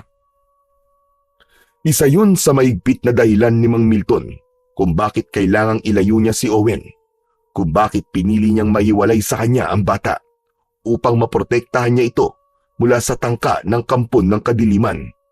Nais nilang gawing alay si Owen, bagay na hinding-hindi hahayaang mangyari ni Mang Milton. Mula pa nang tumira sa kanya ang ina ng bata na si Clara, ay nagsimula na siyang guluhin ng mga kampon ng kadiliman. Maging si Clara ay nakursunodahan din nilang kunin, subalit ipinaglaban yon at hindi pinahintulutan ni Mang Milton. Yun nga lang, nawala pa rin siya pagkatapos na isilang si Owen. Bukod sa nais gawing alay si Owen ng mga kampon ng dilim, ay hindi rin kaya ni Mang Milton na ipaalam sa kanyang apo ang tunay niyang katauhan, ang pagiging isa niyang aswang-asbo. Lalong hindi rin niya gustong isalin sa bata ang kanyang pagiging aswang, dahil alam niya kung ano ang hirap na maaaring pagdaanan. Nawawala ang kapayapaan, nagiging alipin ng kasamaan, at laging may ligalig ang buhay. Ilan lamang yon sa ayaw niyang maranasan at mangyari sa kanyang apo, kaya kahit napakasakit sa kanya, ay pinili niyang ilayo na lang si Owen, sapagkat ang hangad niya para sa bata ay isang normal at tahimik na buhay. Mula nang tumira si Owen sa bahay ampunan, ay wala siyang ibang iniisip kundi ang kanyang lolo Milton. May mga pagkakataon na umiikot siya sa kabuang paligid ng ampunan, nagmamasid at inaalam ang lugar na maaari niyang daanan. Sadyang hindi mapalagay si Owen, ang nais niya'y makatakas doon upang bumalik sa kanyang lolo. Samantala, naging palaisipan naman kay Aling Sebia ang mga ikinikilos ni Mang Milton, ang madalas nitong pagiging balisa at ang pagkakaroon ng mga taong pumupunta sa bahay nito na dati naman ay walang dumadalaw. Kaya nang minsang makasalubong niya sa daan ang matandang lalaki, ay hindi na napigilan pa ni Aling Sebia ang mag-usisa. Magandang araw sa iyo, Milton. Kumusta ka na nga pala? Para namang napakalayo ng bahay mo sa bahay ko. Madalas naman tayo nagkikita. Oo nga, pero halos hindi na tayo nagkakausap. Mula kasi nang hindi mo nakasama si Owen Parang nagi kang abala. Saka, may mga taong pumupunta sa inyo. Mga kakilala ko lang ang mga yon. May tinatanong lang sa akin. Buong akala ko, ay wala ka baga kaibigan. Kwan, kailan ko lang din sila nakilala. Sige na, Sebia. May kailangan pa akong gawin. Milton, talaga bang ayos ka lang? Oo naman, ayos na ayos lang ako. Bakit mo na itanong? Baka kasi kailangan mo ng tulong. Ako bilang kaibigan at kapitbahay ay nandito lang lagi. Napangiti na lamang si Mang Milton at nagpasalamat sa ipinapakitang pag-aalala at pagmamalasakit sa kanya ni Aling Sebia. Pero siya man ay nababahala dahil baka pati ang kanyang matandang kapitbahay ay madamay sa problema niya ngayon sa mga nilalang ng dilim na nanggugulo sa kanya. Tila ayaw talagang tigilan ng mga kampo ng dilim si Mang Milton. Pilit na hinahanap sa kanya ang apong si Owen na itinago niya sa ampunan. Wala pa rin ba ang apo mo, Milton? O wala ka talagang planong isuko siya, gaya ng nais ng Panginoon ng Kadiliman? Sabi ko naman sa iyo, Gardo, huwag na si Owen. Hindi ka na makakatanggi pa. Hindi mo maaaring biguin ang ating Panginoon. Iba kasi nararamdaman ng ating pinuno sa batang pinalaki mo. Kaya siya nais niyang maging alay. Teka, Gardo. Kung ako na lang kaya gawin yung alay, huwag na ang apo ko. Anong sabi mo? Gusto mong pagtiyagaan ka ng ating Panginoon? Laso ng dugo mo para sa lahing aswang. Sa kakalahi ka namin. Pareho ang dugo natin. Gaya ng nasabi ko na, hindi ko maaaring maisuko ang aking mahal na apo. Mas mahal mo pa ba siya kaysa sa ating Panginoon? Yung bang ibig mong mangyari? Baka iniisip mo na dahil tumututol ka ay matatapos na ron ang lahat. Kahit saan mo pa itago ang iyong apo, ay matutuntun at matutuntun din siya ng mga kalahi natin. Hindi mo maitatago sa kanila ang iniingatan mong apo. Mahanap at mahanap siya kahit saan. Hindi niyo gagawin yon. Huwag niyong papangasang kunin si Owen. Ako mismo makakalaban niyo pag nagkataon. Kahit magkauri tayo, kaya ko kayong harapin para sa kaligtasan ng aking apo. Masyado mo siyang pinoprotektahan. Pero tignan na lang natin kung hanggang saan na magagawa mo. Hindi mo yata ganap na kilala ang lahi ng aswang na ibig mong kontrain. Para mo na rin hinangad ang maaga mong kamatayan. Sa ampunan, kung saan iniwan at itinago ni Mang Milton si Owen, para sa kanya ay ligtas na lugar yon para sa apo, lalo na't ang ampunan ay katabi ng isang simbahan. Pero madalas ay hindi kagad nakakatulog sa gabi ang bata. Maraming gumugulo sa isipan niya. Kapag nakakatulog naman si Owen, ay nagkakaroon ng panaginip na dati hindi niya napapanaginipan nung naroon pa siya sa bahay ng kanyang lolo Milton. Parang totoong-totoo. Nanaginip na naman ako. Ilang beses na ako nananaginip ng ganun ah. May mga gustong pumatay kay Lolo Milton ko. Mga kakaibang halimaw. Mga aswang na ayaw siyang tigilan. Ayoko may masamang mangyari sa Lolo Milton ko. Hindi ko siya pwedeng pabayaan. Hindi ako naniniwala sa mga sinasabi niya na ayaw niya na sa akin. Hindi totoo yun, nagsisinungaling lang siya. Sabi niya pabigat ako. Hindi totoo yun. Alam kong mahal na mahal ako ni Lolo Milton. Sigurado ako na may dahilan kung bakit niya ako dinala rito sa ampunan na to. Lumapit ang isang tauhan sa ampunan nang makitang nakaupo sa kanyang kama si Owen at gising pa ang bata. Hindi ka pa natutulog, Owen? Hindi pwede magpuyat. Nakatulog na po ako, kaya lang nagising po ako eh. Kasi po nanaginip po ako. Ganun ba? Kung ano man yun na panaginipan mo, hindi yun totoo. At kung nakakatakot yun, kailangan mo lang gawin ay mag-pray ka para hindi ka na ulit managinip na masama. O sige na, mag-pray ka na muna at bumalik ka na sa pagtulog ha. Opo.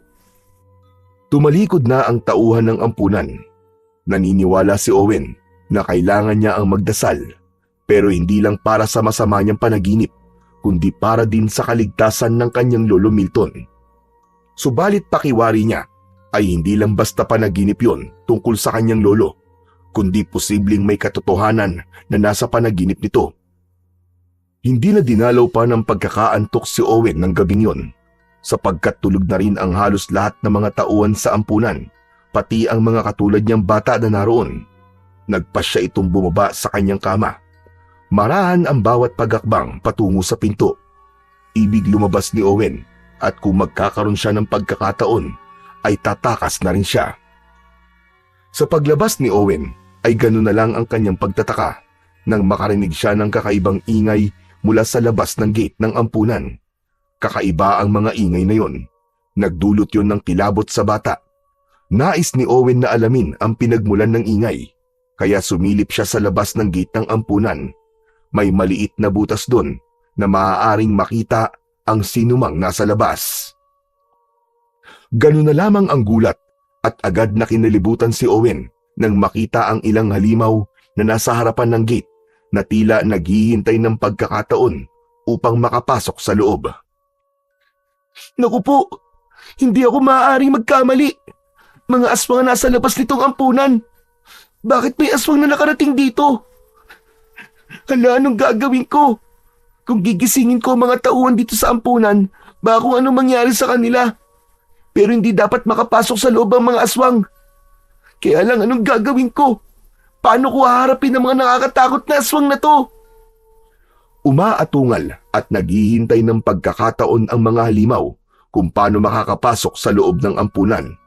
Subalit bago pa sila makagawa ng paraan ay may isa pang aswang ang dumating. Galit ito at planong atakihin ang dalawang aswang na kanina pa nag-aabang sa may gate ng ampunan. Mukhang hindi nila kakampi yung dumating na aswang. Kitang-kita ni Owen nang sugurin ng bagong dating na aswang ang dalawang kauri nito na nag-aabang sa gate ng ampunan. Nagpambuno sila, isa laban sa dalawa, subalit mas agresibo at palaban ang nag-iisang aswang. Pangil sa pangil, kuko sa kuko ang kanilang paglalaban. Bumangga pa sa pader na yari sa bakal ang mga nagpapambunong aswang. Malakas ang kalabog na halos masira ang gate na bakal. Kapwa sugatan ang mga halimaw, ang kanilang laway ay nagkalat at tumutulo na tila pagod na sila sa kanilang naging sagupaan. Subalit isa man ay ayaw magpaawat. Patay kung patay, tila yun ang nais nilang mangyari. Kilabot naman ang nararamdaman ni Owen habang nakasilip siya sa isang butas at pinapanood ang sagupaan ng mga halimaw. Wala pa rin gustong magpatalo at umurong. Hanggang sa isang malakas na ingay ang narinig ng nagpapambunong mga aswang. Tunog yun ng kampana ng simbahan, hudyat na mag-uumaga na. Kapwa na pahinto sa kanilang engkwentro ang mga halimaw. Napatingala sila sa kalawakan, kasunod ay nagkanya-kanya na ng takbo patungo sa kadiliman. Walang sino man ang nanalo sa labang yun, subalit isang bagay ang tiyak, kapwa sila may mga sugat. Ganap nang kinain ng kadiliman ang mga halimaw na kanina lamang ay nais magpatayan. Tanging si Owen lamang ang nakasaksi ng mga pangyayaring yon. Hindi na rin yun ipinaalam pa ng bata sa mga taga-ampunan. Saka hindi niya tiyak kung paniniwalaan ang mga sasabihin niya tungkol sa mga aswang na nakita niya. Samantala, nagngingit-ngit naman si Gardo habang hinuhugasan ng kakaibang uri ng langis ang mga sugat sa kanyang katawan. Isa siya sa mga aswang na naroon sa may gate ng ampunan, sapagkat gaya ng kanyang sinabi ay matutunto nila ang kinaroroonan ng apo ni Mang Milton. Hindi nga siya nagkamali. Agad nilang nalaman ang lugar na pinag-iwanan sa bata. Sa bahay ampunang yun, naroon nga ang apo ni Milton. Ang batang kailangan namin makuha para maging alay sa aming Panginoon. Kaya lamang, napurnada dahil sa pakikialam ng isang aswang na kauri din namin. At hindi ako maaaring magkamali na si Milton ang aswang na yon. Siya ang umadlang upang hindi kami magtagumpay na makuha ang bata. Pero hindi pa kami tapos. May iba pang pagkakataon. Ang mahalaga ay tiyak na namin kung nasaan ang bata, kaya babalikan na lamang namin siya. At sa pagbabalik namin, ay dapat matiyak na namin na makukuha na namin ang apo ni Milton. Sa lugar ni Mang Milton ay muntik na siyang mapamura nang biglang sumulpot sa likuran niya at nagsalita si Aling Sebia. Ano ka ba naman, Sebia? Nagugulat ka naman. Ikaw naman hindi ka pa nasanay sa akin, Milton. Matagal na akong ganire na bigla na labang sumusulpot. Pero dapat ay bumubusina ka naman. Nako. At gusto mo pa yata akong gawing kotse na kailangan bumusina pa. Ayoko lang na nagugulat ako. Paano na lang kung may hawak akong itak tapos ginulat mo ko? Baka natagpas ko ang leg mo. Oy, grabe ka naman dyan. Hindi mo naman magagawa yun, ale. Kaya wag mo nang uulitin ang panggugulat sa akin. Teka, ano ba nangyari sa'yo at may mga sugat ka, Milton? Kanino ka bang nakipag-away, ha? Pwede ba, Sebia? Huwag ka na lang magtanong. Lahat na lang ipinakikialaman mo. Milton, nag-aalala lang naman ako sa'yo. Hayala't mukhang malalim ang mga sugat mo. Mamaya niyan kumapano ka. Gusto mo ba tulungan kitang gamutin ang mga yan? Hindi na. Okay na ako, Sebia. Kaya ko na ito. Saan ka nga ba kasi napaaway? Sabi ko na sa'yo, sa akin na lang yun. Saka wag mo na akong alalahanin. Ayos lang ako. Hindi ko ikakamatay ang mga sugat na ito.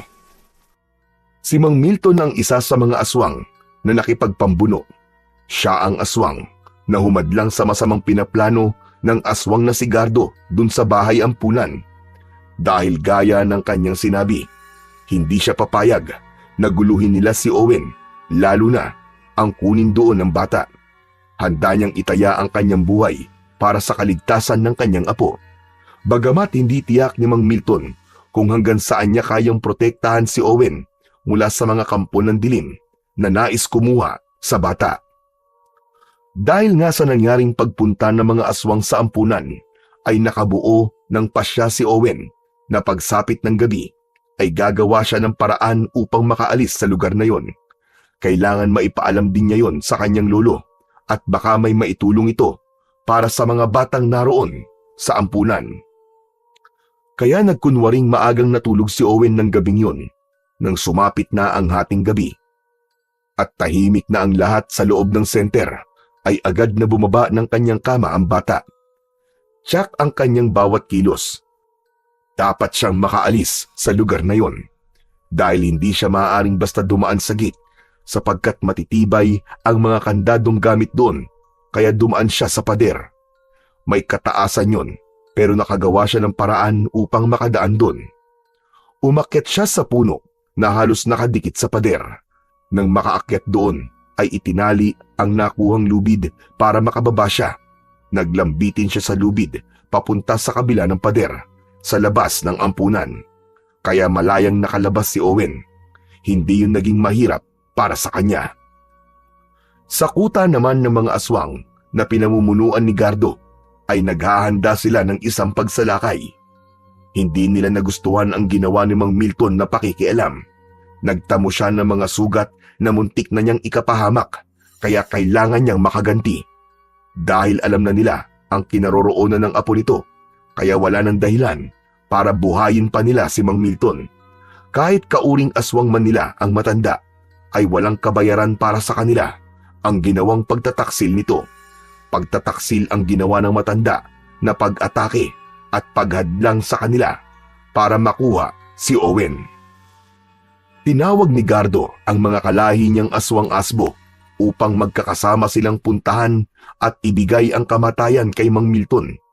Pagkatapos nilang mapatay ang matanda na nagtaksil sa kanila, ay sa kanila babalikan ang ampunan upang kunin doon si Owen. Yun nga lang, wala silang alam na nakatakas na ron ang bata. Samantala, mabilis ang bawat lakad ni Owen kahit madilim. Binabagtas ang daan patungo sa bahay ng kanyang lolo Milton. May kalayuan yun mula sa bahay ampunan na pinagdalhan sa kanya. Tila umayo naman ang tadhana at tamang pagkakataon sa bata. Isang jeep na may mga kargang gulay ang nakahinto na ang ruta ay patungo sa direksyong pupuntahan niya. Nagkakabit ng gulong ang driver nito, nakatulong ang isa pang lalaki. Sa tingin niya ay naplatan ang sasakyan kaya pinalitan ng gulong. Nagmamadali namang lumapit si Owen sa sasakyan. Malapit nang matapos ang pagkakabit ng gulong kaya kailangan makapwesto kagad siya sa likod ng sasakyan para makabalik sa baryo kung nasaan ang bahay ng kanyang lolo Milton. Saglit pa ay umandar na ang jeep. Nakapwesto na sa likod si Owen kasama ang mga gulay. Walang lingon-lingon ang dalawang lalaking nakaupo sa unahan ng sasakyan kaya hindi nila alam na may ibang pasahero na silang sakay. Patungo sa baryo na kinalakihan ni Owen ang sasakyan hanggang sa huminto ito sa lugar na malapit sa isang sementeryo. Tapat yon ng isang tindahan. Maaaring hanggang doon na lang ang jeep. Nang bumaba ang dalawang lalaki, ay mabilis ding bumaba ang bata. Lalakarin na lamang ni Owen ang pagpunta sa bahay ng kanyang lolo Milton dahil malapit na yon. Napadaan siya sa tapat ng isang sementeryo. Nang nasa tapat na siya ng sementeryo, ay hindi niya maipaliwanag na biglang bumigat ang kanyang mga paa. Hala, ano nangyayari? Ba't ganun? Parang ang hirap iakbang ng mga paa ko. Mabigat ikilos. Pilit na inaangat ni Owen ang kanyang dalawang paa, kaya lamang tila may humihila dito at hirap siyang iakbang. Ang bigat! Ang bigat ng mga paa ko!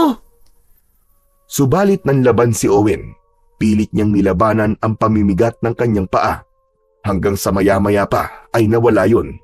Nang maramdaman ng bata na wala na ang pamimigat ng kanyang mga paa, ay kumaripas na lamang ito ng takbo na tila nagtatayuan ng buhok sa kanyang katawan. Ang pangyayaring yon na naranasan ng bata ay merong nais ipahiwatig sa kanya. Samantala, sa lugar ni Mang Milton ay nagising siya sa ingay ng mga kakaibang tahol ng mga aso. Umaalulong ang mga yon. Ayon nga sa mga matatandang kwento, kapag umaalulong daw ang aso sa gitna ng gabi, ay nakakakita ito ng kakatuwang nilalang. Maya-maya pa ay nagkaroon ng hindi maipaliwanag na amoy na dala ng hangin. Ano bang amoy yun? Napakabaho! Amoy nabubulok! Hindi mapalagay ang matanda dahil sa mabahong amoy na yon, kaya lumabas siya ng bahay upang alamin kung saan ba yun nanggagaling. Kaya lamang, sa pagbukas ni Mang Milton ng pinto ng kanyang bahay, ay ganoon na lamang ang kanyang sindak dahil sa nabungaran. Maabagin langit! Anong nilalang ka? Ang baho! Naaagnas na bangkay ang nasa harap ni Mang Milton. Hindi siya maaaring magkamali. Isang uri ng aswang ang nasa kanyang harapan. Isa tong aswang amalanhig. Bumabangon mula sa libingan dahil sa isang misyon na hindi natapos gawin. Kaya bumangon ito upang tapusin yon. Tauhan ka rin ba ni Gardo na pinapunta rito para guluhin ako? Hindi niyo po ba ako nakikilala? Itay Milton. Teka, sino ka? At bakit tinatawag akong Itay Milton ng isang amalanhig?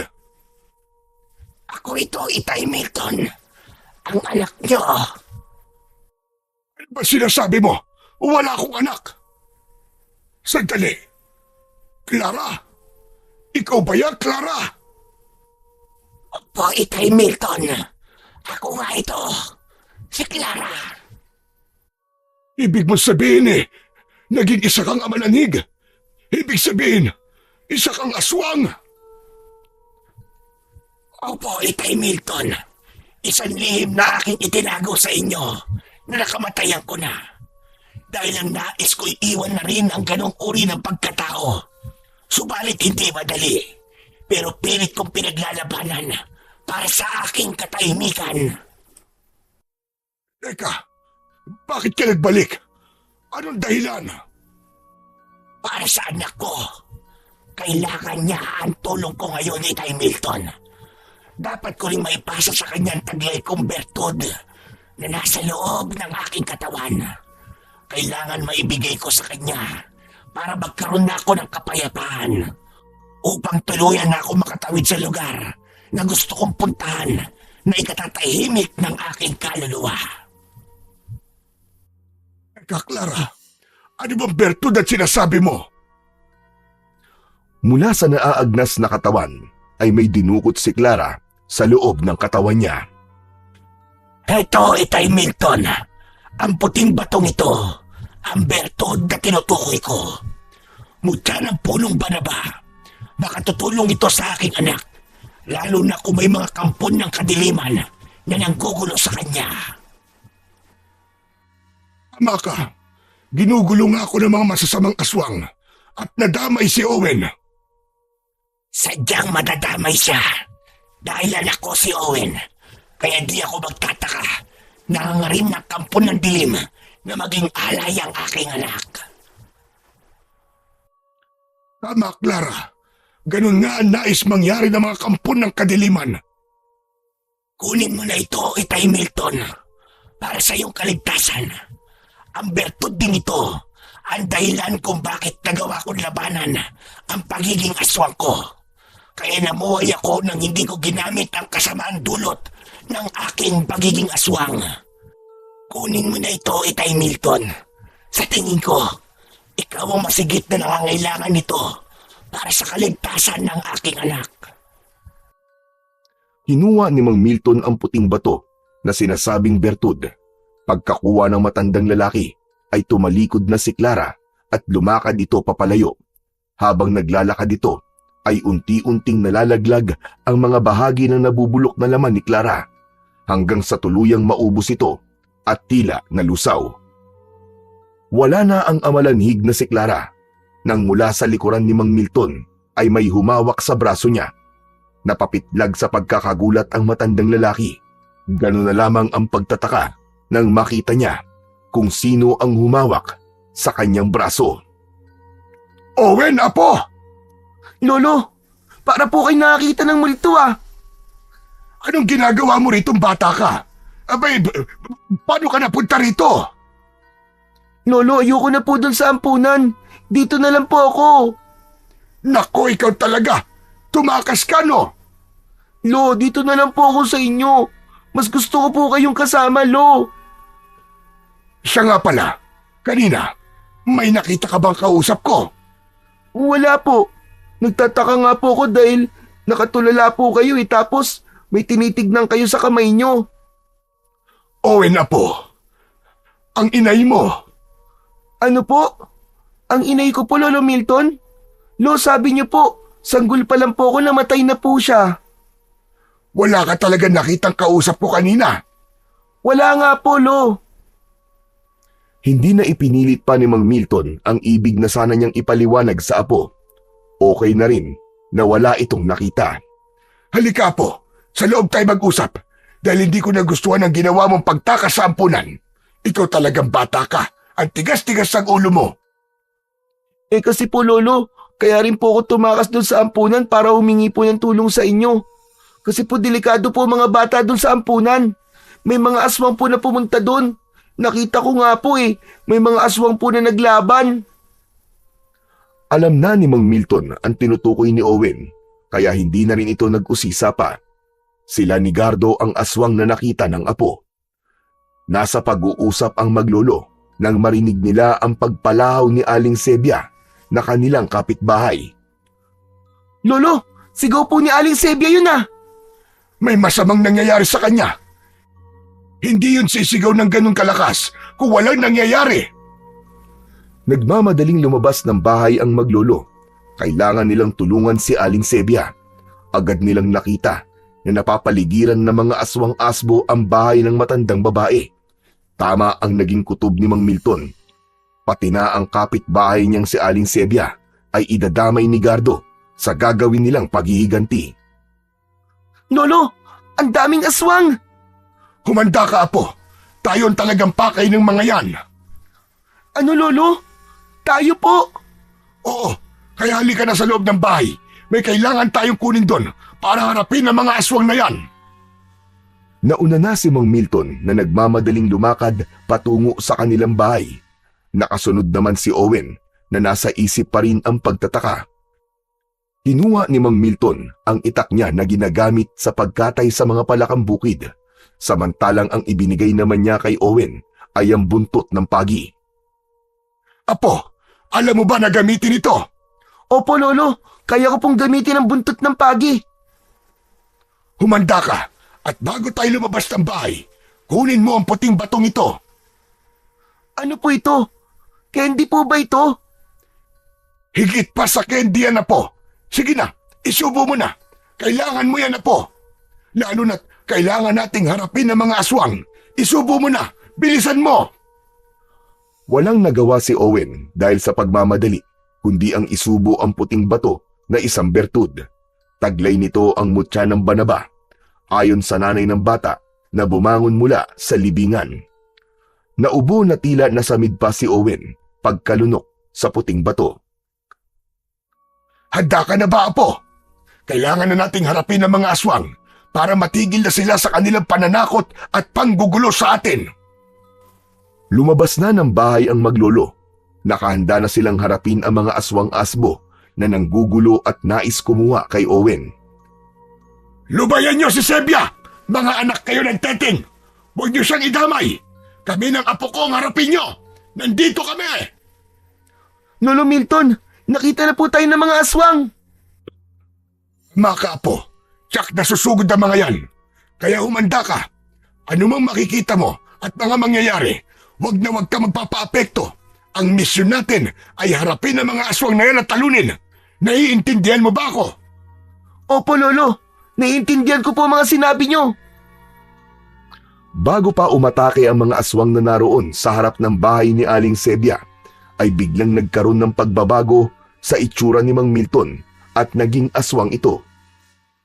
Subalit ang lamang niya ay may hawak siyang sandata na matalas na gulok upang mas maging madali ang pagharap sa mga kalaban.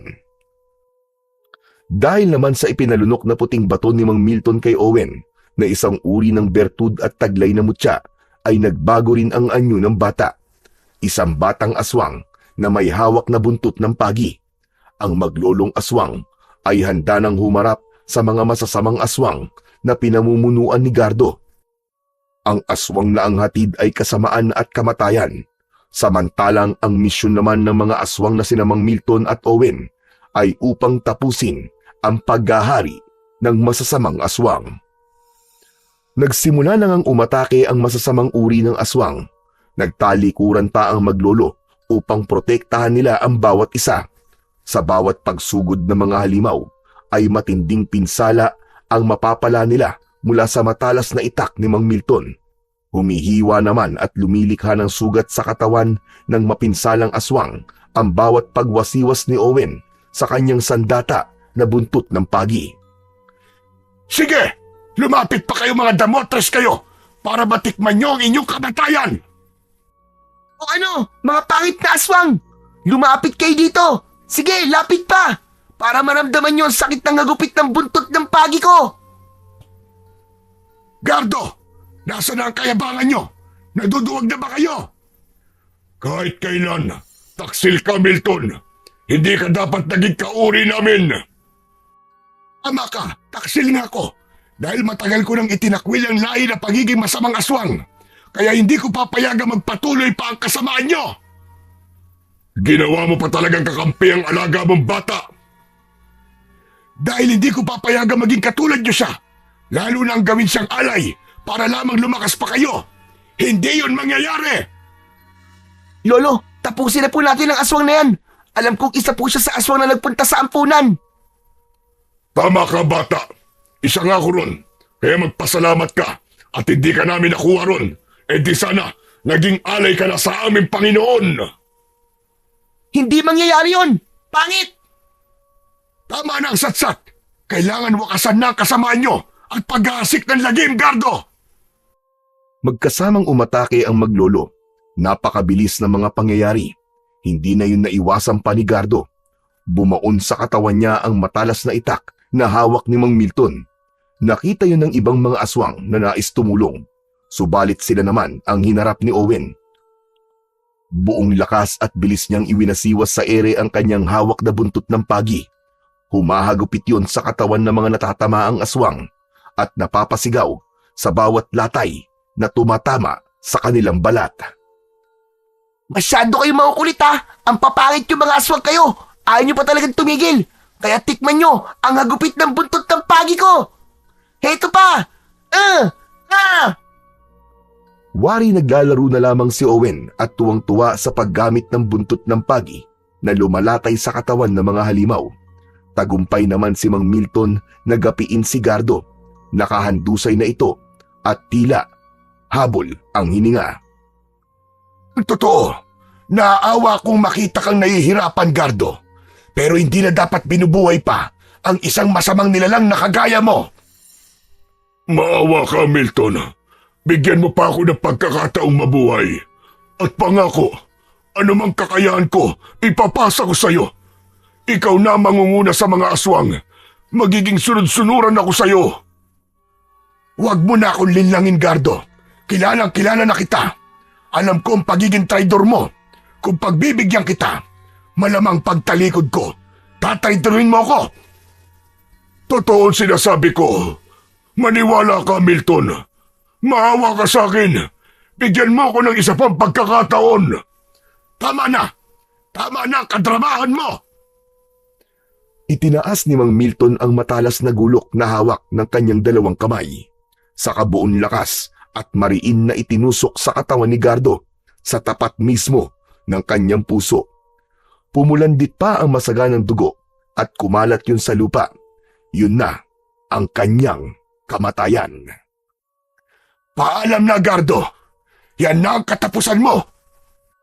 Sa pagkamatay ng kampon ng dilim ay biglang may lumukob na itim na usok sa lugar na kinaroroonan ng mga namatay na aswang. Nabalot ng itim na usok ang lugar. Saglit pa ay unti-unting nawala ang usok. Maging ang mga bangkay na kampon ng kadiliman, pati na si Gardo, ay kasamang tinangay ng usok na yon. Maaaring kagagawan yon ng Panginoon ng kadiliman. Kinuha nito ang kanyang mga kampon. Ngunit kung sakali man na bumumuli ng pangkat ang puwersa ng kadiliman, may magiging katapat na sila at magiging tagapagtanggol ng kapayapaan. Isa ding uri ng aswang. Yun ay sina Mang Milton at Owen, subalit hindi upang maghatid ng takot at lagim, kundi upang magpakalat ng kapayapaan at kaligtasan sa lugar na yon. Uri ng aswang na ang hangad ay kabutihan ng kapwa.